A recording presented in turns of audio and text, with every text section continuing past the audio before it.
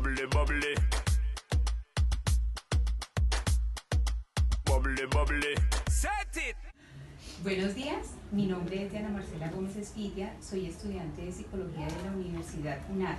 La entrevista se realiza como actividad del curso de observación y entrevista. Nos encontramos con la doctora Daisy Rusi, rectora del Colegio Canarro desde el año 2001, quien viene realizando una labor ardua en la formación y desarrollo tanto personal como educativo de los niños y jóvenes.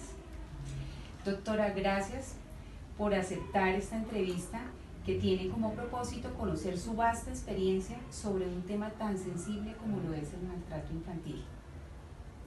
Para nosotros como estudiantes es importante saber sobre su vida. Cuéntenos. ¿Cómo así? ¿Por qué escogió la profesión de la pedagogía? Diana Marcela, buenos días.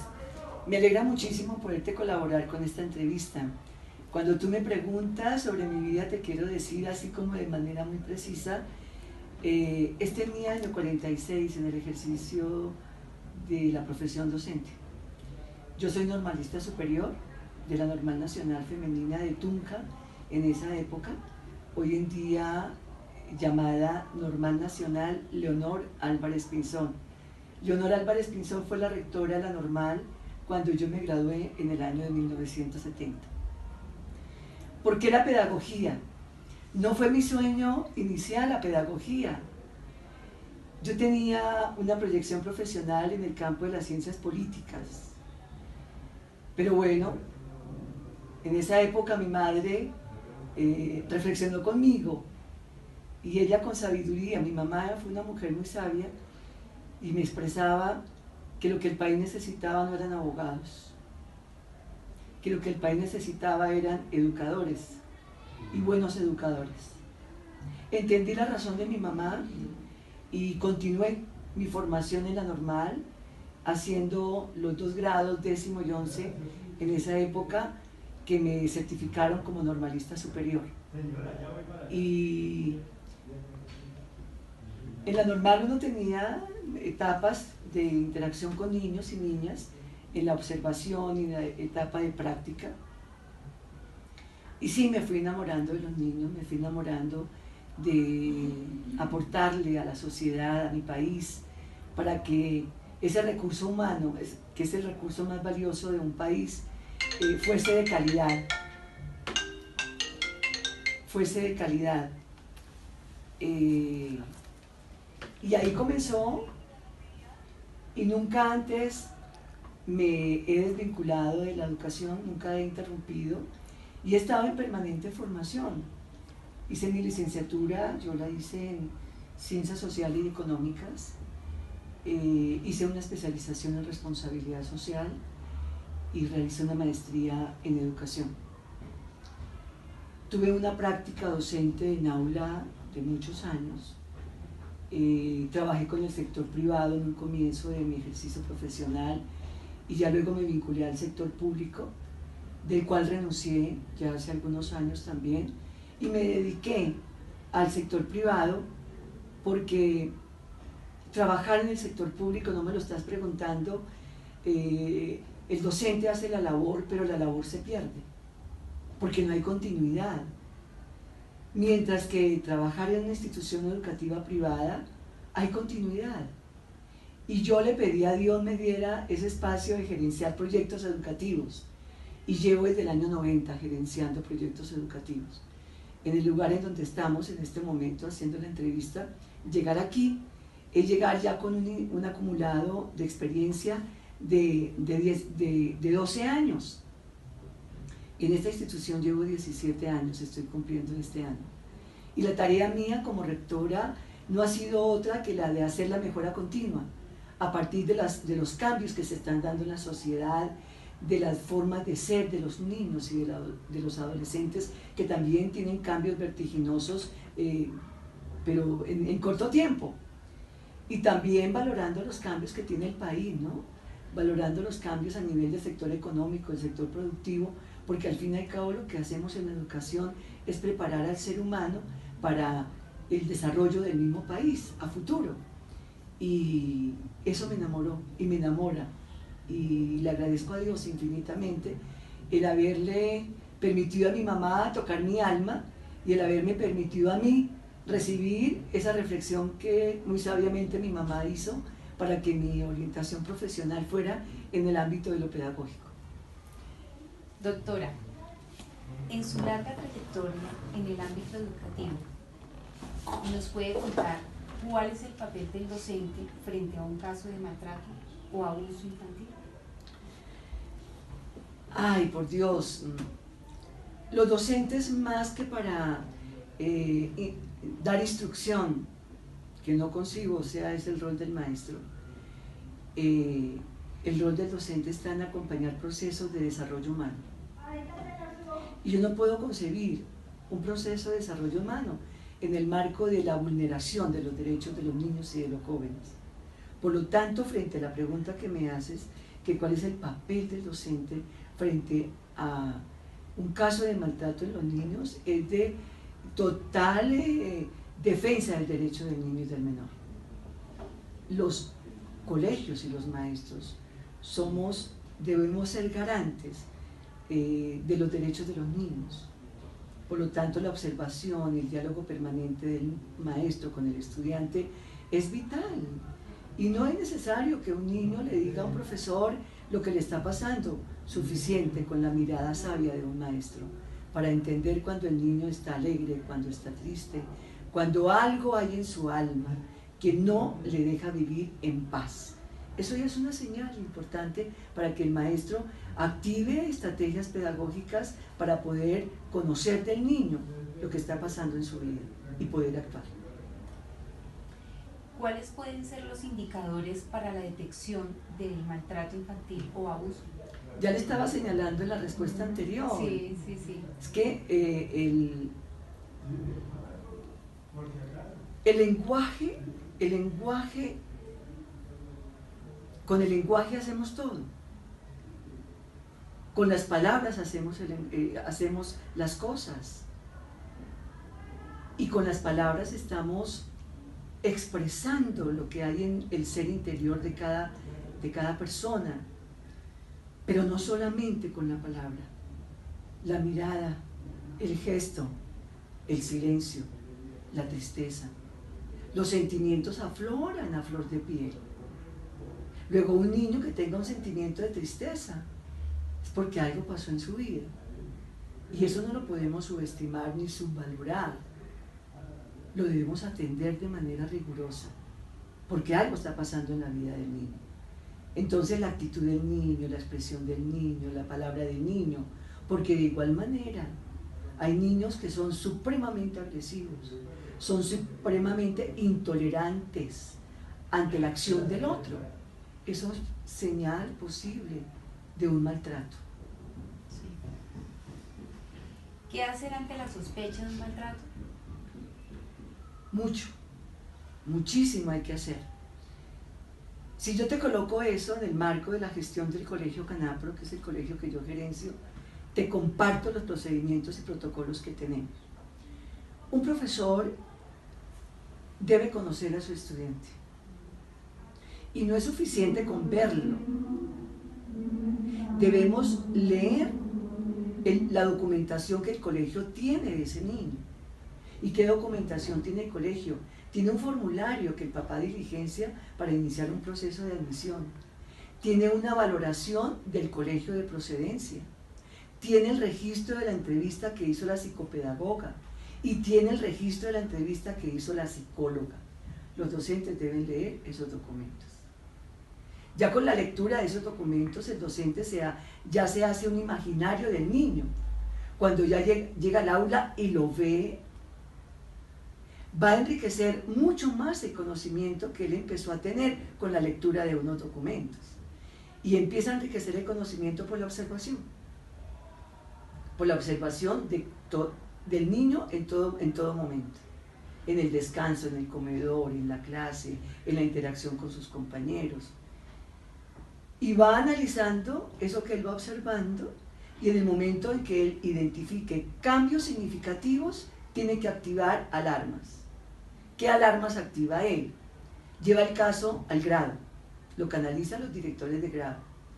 Y ya no es solamente un maestro, ya son los directores de grado, que son más de uno, y él. Pero si los directores de grado activan sus alarmas, desarrollan actividades y diseñan estrategias para poder conocer qué es lo que está pasando con el niño y no lo logran, lo activan en el ciclo. Y en el ciclo están todos los maestros que trabajan con ese niño. Y ya la orientadora que lidera ese ciclo, sabiendo que la orientadora es una psicóloga, Sí. la que orienta el ciclo.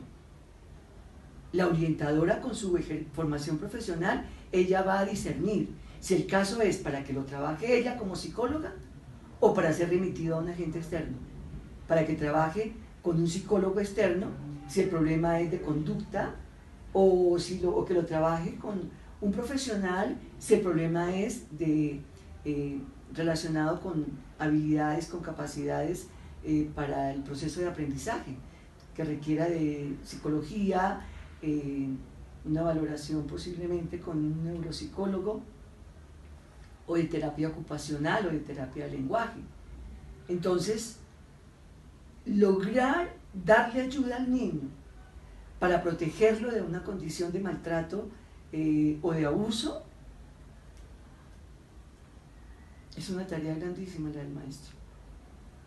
Yo considero que es el objeto principal de un maestro. Yo coloco en un nivel secundario el dar un conocimiento, el impartir un desarrollo de una temática o algo particular en relación con el conocimiento. Prevalece por encima los derechos de los niños.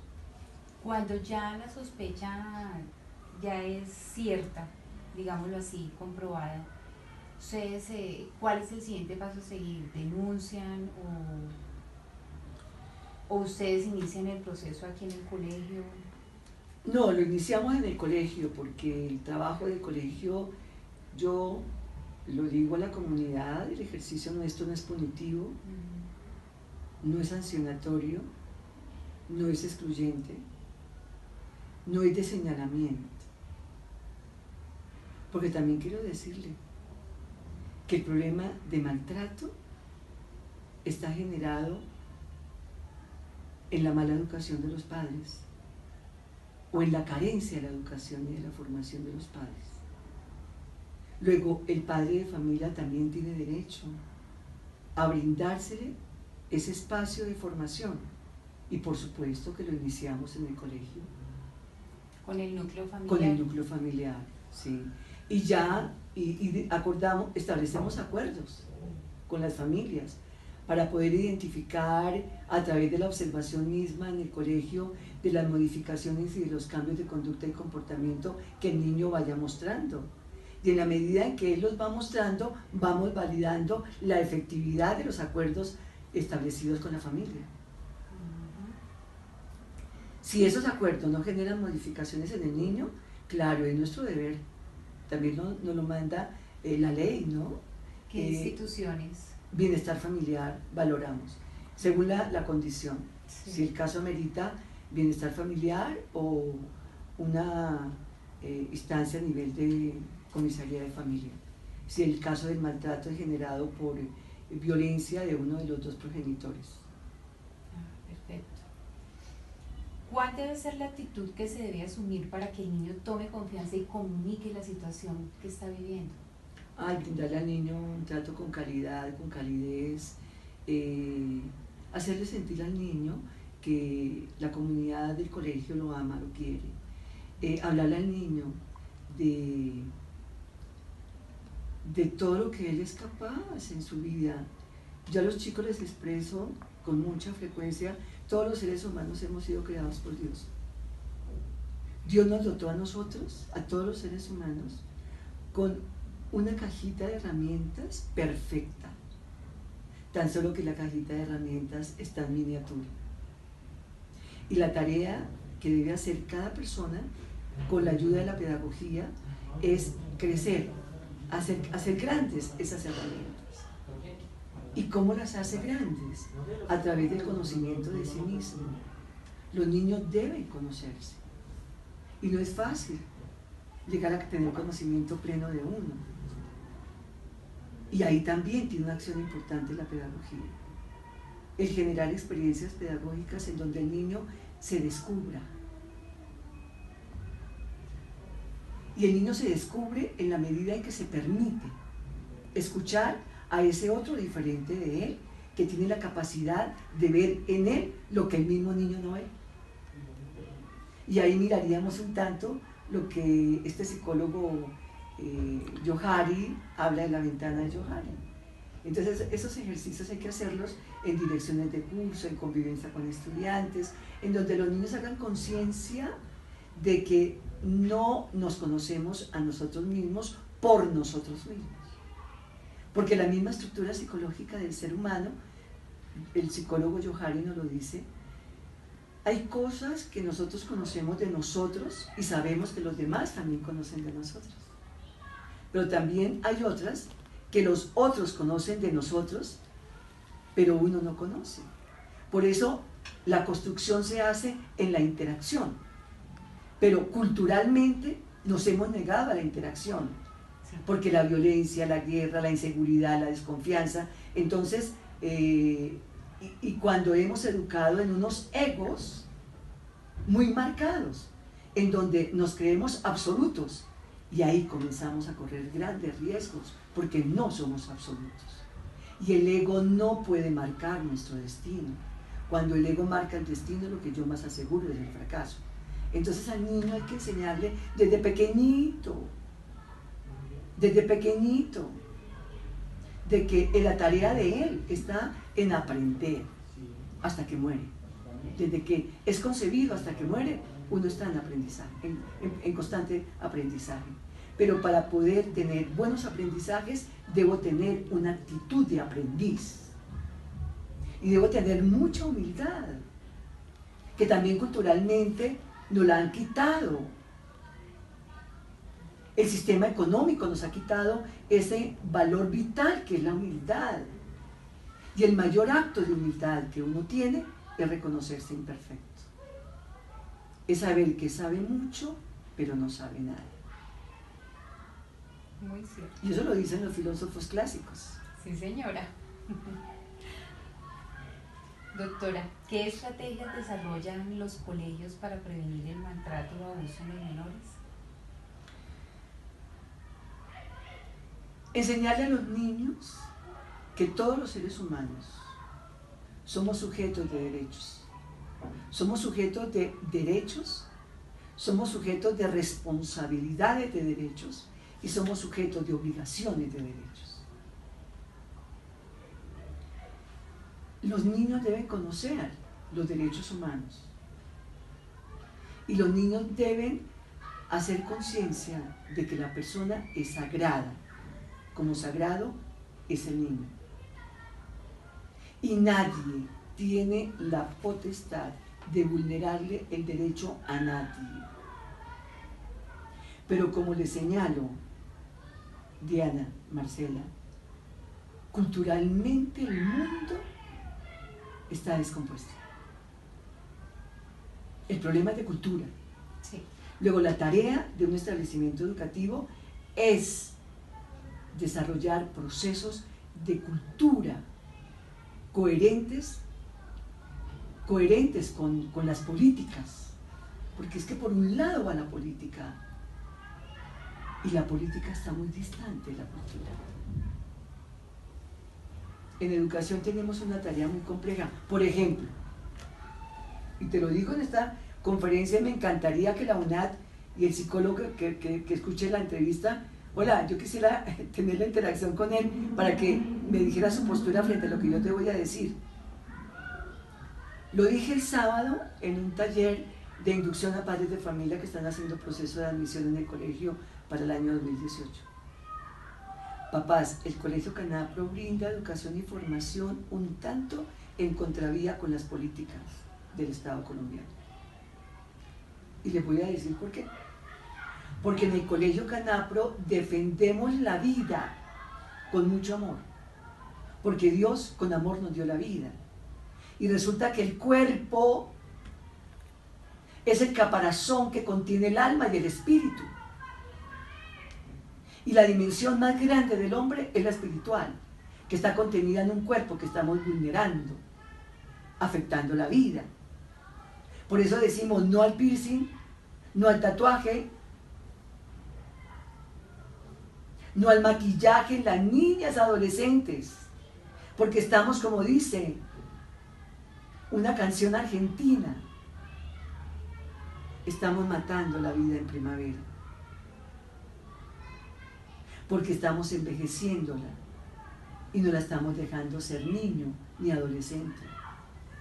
Las niñas están envejeciendo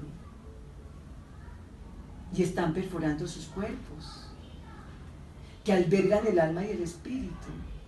Pero como aquí predomina la moda, es la imitación, pero el criterio ¿en dónde está? Cuando uno le pregunta al niño por qué el piercing, por qué el tatuaje, porque me gusta. ¿Y por qué le gusta? Porque lo tiene el deportista, porque lo tiene el cantante, pero nunca porque lo tiene el científico, nunca porque lo tiene el poeta, nunca porque lo tiene el literato. Y mira dónde estamos llevando a los niños. Y aquí hacemos defensa de eso, Diana Marcela. Luego, papás, ustedes perfectamente me pueden colgar una tutela y ustedes la ganan. Pero está en el manual de convivencia. Claro.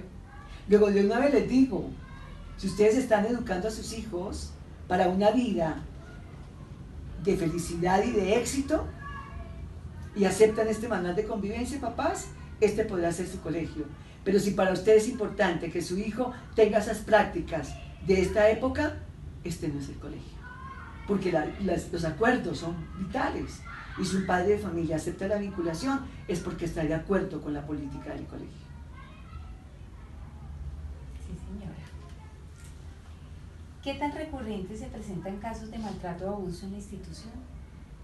Diana Marcela, muy pocos. Muy pocos. Yo te puedo señalar que tuve que remitir a Bienestar Familiar 2 casos. Y tuve que pedir apoyo de Secretaría de Salud en un caso. Voy a comentarte el primero, el de Secretaría de Salud.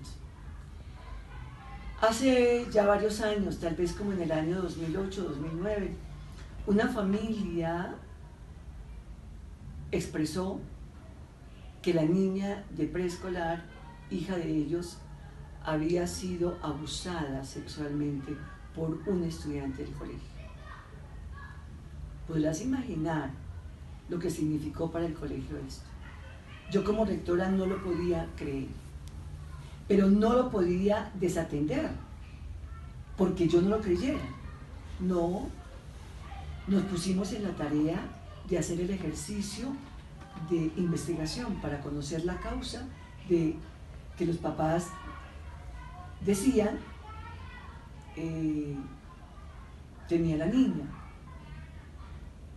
Los papás decían que la niña controlaba el esfínteres,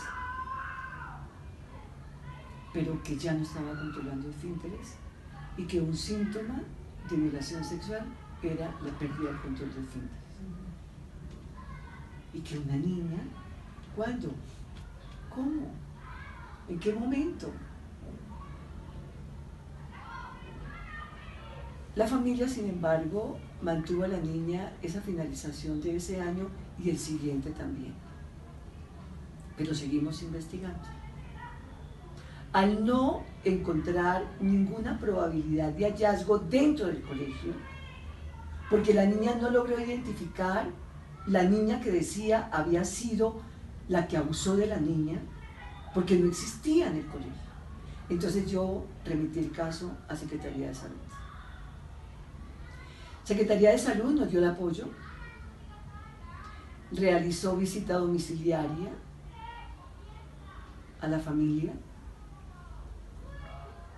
y logró precisar en dónde había sido generada la afectación de la niña, dentro de la misma familia. ¿Qué le dejó al colegio esa experiencia?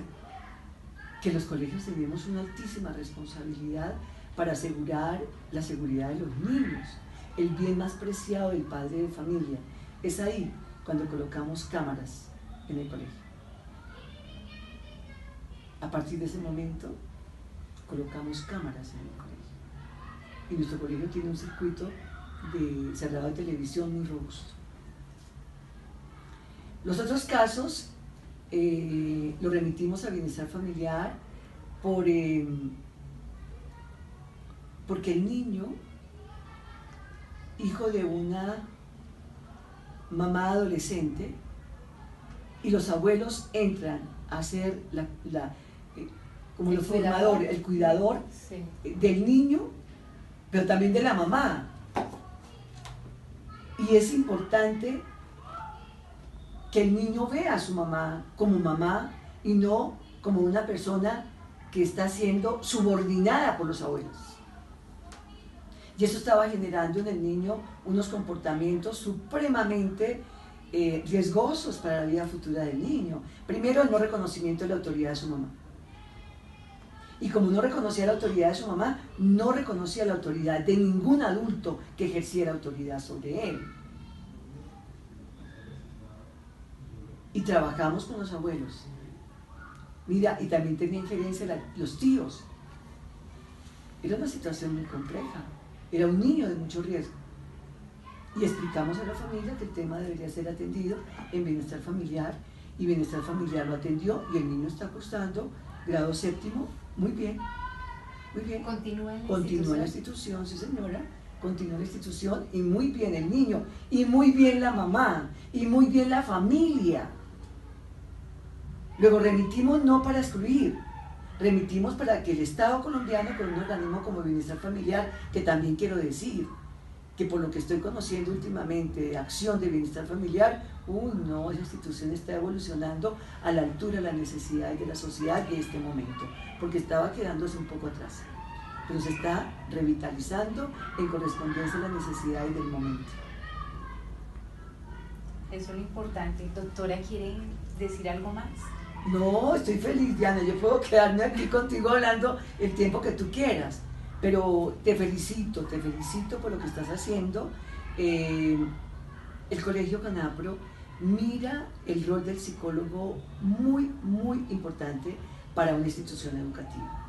En este momento te comento, si la universidad me pudiese referenciar, estoy en la consecución de 2 psicólogos para que asuman la conducción de los ciclos 1 y 2, y otro que me reservo.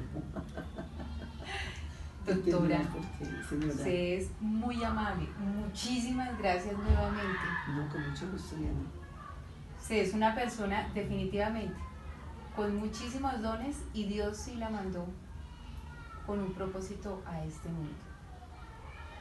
Yo quiero aprovechar la oportunidad para enviarle un saludo especial al doctor Jaime Leal, y me alegra que hagas parte de esa institución, y sé que el doctor Jaime Leal ha hecho una tarea importante por esta universidad tan valiosa que educa a los colombianos en un horario y en una metodología muy flexible para poder lograr ese sueño profesional que todos tienen. Muchísimas gracias, Con doctora, mucho que gusto. tenga buen día. Ok, gracias, Diana Marcela.